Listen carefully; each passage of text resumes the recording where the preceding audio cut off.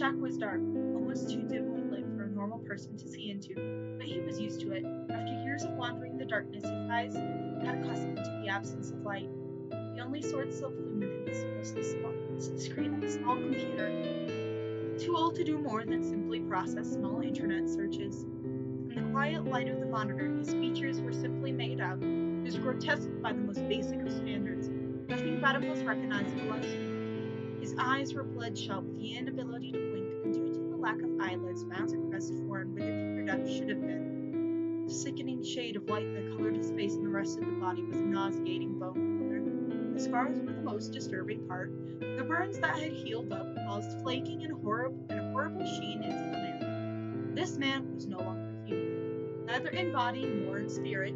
The small amount of emotion left in him was simply rage. Love was a non-tangible thing to him as a moon. He sat there staring at the screen, his spume navigating in horror as he read the disgust that registered on his disfigured face, making people believe he was watching the BME final round. It was, in fact, much worse. In front of his eyes unfolded the most disturbing thing he has ever envisioned. Some female had written something beyond legible, passing almost into pen.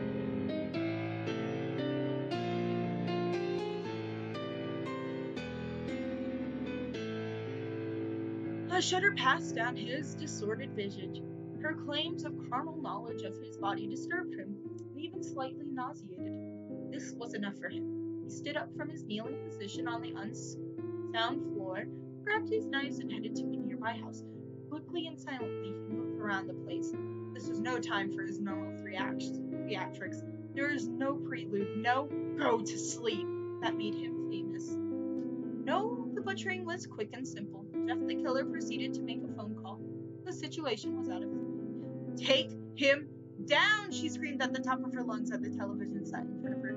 Almost as disturbing to look at, Jane could care less anymore, that is.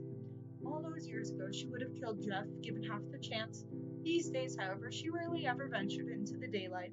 Her marred beauty no longer hurt her in the way it had once.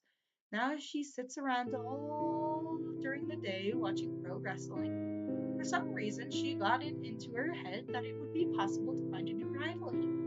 Reconciling her differences with Jeff had left her completely bereft of an opponent worthy of the talents they had already tried. Look up. A couple of years ago, Jane nearly choked on her soda at the thought of that travesty. The ringing of the phone snapped her out of her thoughts. Who the hell was calling her? Titty Morg, you stab 'em, we slab 'em. How may I take your order today? She answered the phone, laughing. What the hell, Jane? The voice on the other end, please. Did you take some kind of fucked up happy pills today? Jane's eyes narrowed and she growled at the receiver. Listen here, you charred brisket. Just because I no longer want to kill you for maiming me does not mean that I wouldn't. Should you piss me off? Jane sighed. She just wanted to be with. That's so wrong. Blah, blah, blah. I have something that we need to take care of as soon as possible. Never mind, Jeff exasperated. He thought on what he was saying, and as he explained everything to her, jumping up onto her computer, she listened to him talk. Hippypasta.com. Stepped carefully into the clubhouse.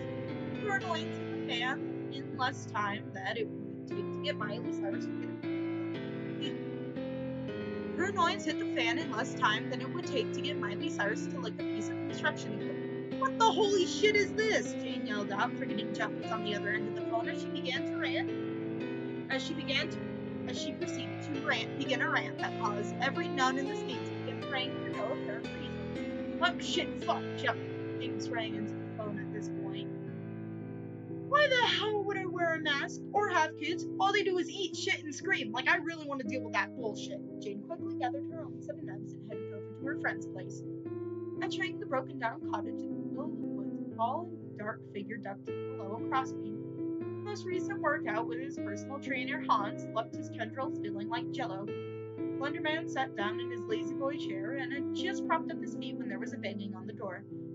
Sighing, he stood up and dragged his sore, overly long limbs to the door. Standing at the crumbling entrance was Jeff and Jane, both looking utterly pissed off. Yo, Slendy, my man, we have a major problem, Jeff started off right away. Dragging Slenderman to the computer in the back room, Jeff proceeded to show him the worst story he had ever found on the internet. By the end, Slenderman was puking at the window into his garden. Jeff tried not to envision what it was like for a man to purge when he had no mouth. After a while, the three of them sat in a circle discussing how they were going to deal with their problems, and it was decided that they would all target an author to destroy. The method of destruction would consolate directly to the offense that was written. Jane stood outside her target's house. A 15-year-old female whom had felt it was all right to tell a story in which she inserted herself into the James/Jeff filler work. Jane's inner grammar Nazi began to emerge. The complete lack of comments had her seeing her out. Having made sure the girl's parents had left the house, Jane snuck in. Climbing the stairs slowly, careful not to creak, she made her way into the female's room. Carefully, she looked into the crack of the door. The girl was typing away on her keyboard. Jane decided to drop the quiet approach and kick the door. The girl's head whipped around. The second her eyes registered the form before her, a squeal of excitement escaped her adolescent lips. Oh my god! The girl jumped up from her computer chair and began to run around. Jane looked around the room in horror. Every wall was plastered with fan-rendered images of her and Jeff, some naked, some in compromising conditions. Agitation quickly replaced the dust, and as for the sightseeing, Jane pulled out some rope. The girl didn't even seem to notice what was going on. She was still in a random taco and her ramblings were too fast to make any sense. Something about wanting to get Jeff's phone number off of her so that she could rub it in the face of her besties? Jane stepped in, snapped and dressed up the girl faster than a cowboy at a hog tying contest. Staring back, she admired her handily. Then she grabbed the keyboard off the computer desk. The girl started crying. I think Jane looked to be a Pulling out her knife, she popped off a key on the keyboard. Do you know what the most used letter in the English language is? She giggled at the hysterical girl. It is the letter E, Jane screamed in her face, forcing the key down the girl's throat. See, when people completely ignore the basic constructs of the English language, I get a bit testy. Jane was now screaming like a banshee. You use question mark when I'm asking a fucking question, dipshit! Question mark key next to be stuffed down the girl's gullet.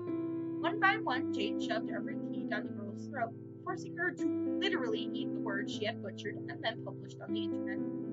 Taking the now barren keyboard, she pulled back and smacked it across the girl's face.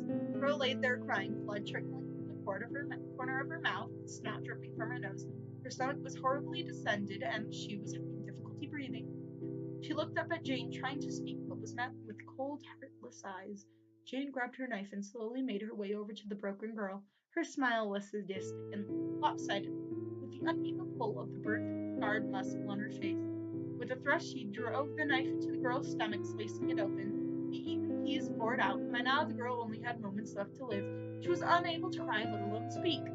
Jane stood there smiling at her, watching as the life faded from her eyes. Turning around, she grinned evilly at the webcam that was mounted on the desktop monitor. The face on the screen was stared in sheer terror.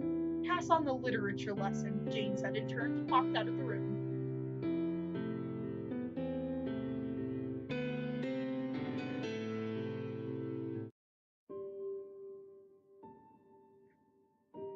Jeff sat in the tree outside of his victim's home. The girl he was hunting was a 14-year-old who had created horrible stories about sleeping with him. The shudder that ran along his spine almost dislodged him from his tree. She walked into the room, looking around, even gazing out the window. Letting out a sigh, she closed the door behind her. When Jeff saw what was behind the door, he almost fell out of the tree again. There, mounted on the back of the door, was a life-size manga poster of him. With no pretense, he dove through the glass window, scaring the shit out of the girl. She screamed for her mom, but what she didn't know is that Jeff had already silenced her family. You want to be beautiful like me, right? Jeff asked the girl, doing his best to sound romantic. The girl struggled, then her eyes opened wider. The horrible vision in front of her was nothing like she had fantasized about. His bleach-white face made her want to retch. The bile rising up in her throat was stopped by the hand wrapped around her larynx. You see, girl, you wanted to look like me. Now you will look like me. Just like me. Pushing her out the window into the kiddie pool he had filled with bleach, he laughed manically. Just like me, girl. You will be forever beautiful. Just saying the words, Jeff wanted to wash his mouth out with soap. God, who would want a 14-year-old girlfriend? He hated 14-year-old girls when he was 14. Nothing changed after all these years. Looking out the window, he saw the girl floundering in the bleach pool, looking Looking disinterested, he lit and dropped a Zippo lighter in the pool. Instantly went up in flames. The girl screamed for a few moments before going silent. Oops, I think I may have overcooked the lamb. Jumping out, he grabbed onto a tree and climbed down. He looked down at the girl. She was burnt to a crisp, but somehow still breathing. The girl tried to smile up at him, but failed. Am I beautiful now? Jeff recoiled. This was not the reaction he was hoping for. What is with girls these days? Why won't you die already? Jeff muttered. Because I love you, Jeff. I want to be with you forever. I want to have your children. She tried to sit up and reach towards him, which should not have been possible, but this is a story, so why the hell not? Jeff tilted his head back and laughed until he was gasping for breath. The girl looked at him strangely. Why was he laughing at her? That was so mean. I can't have children, you stupid fucking child. I don't have a penis. I lost it in a horrible zipper accident when I tried to hook up with Jane. Of course, by horrible zipper accident, I meant she had braces. The girl looked horrified. No penis, but then who would she fantasize about? Maybe she could just pretend that Jeff never told her that. Jeff continued laughing and talking to her. But what makes you think I would want to prepubescent teenager anyways? Look, I'm a sociopath, not a pedophile. Not to mention I don't really dig pizza faces. Not that you have that issue anymore, do you? Then again, you don't have a face anymore. The girl tried to cry, but her tear ducts were burnt away. She looked up just in time to see Jeff towering over her with a knife. Go to sleep. Jeff slit her throat and walked away. Looking over his shoulder, he sighed. Kids today.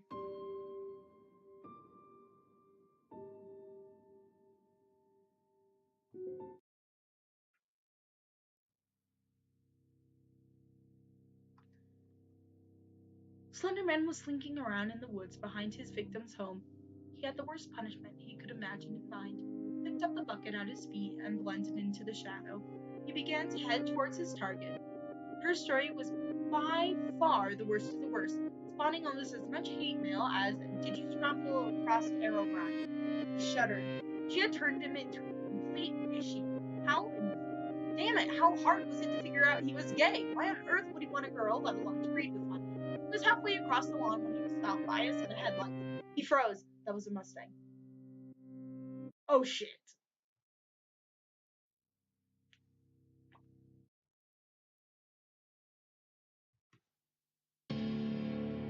Not now.